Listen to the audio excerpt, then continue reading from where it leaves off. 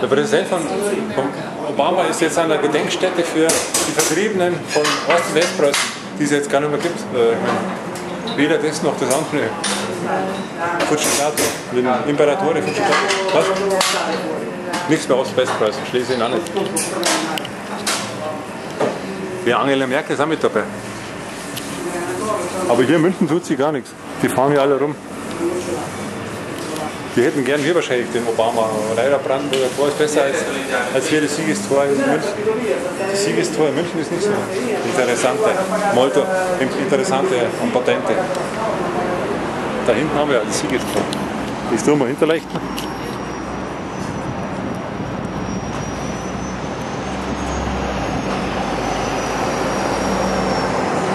Da ist das Siegestor. So, jetzt habe ich das Siegestor drauf. Aber die Rede ist am Brandenburger Tor, nicht am Siegestor, oder? Die Rede von Obama, die ist jetzt nicht am Siegestor, sondern am Brandenburger Tor. Ja, haben Sie verwechselt.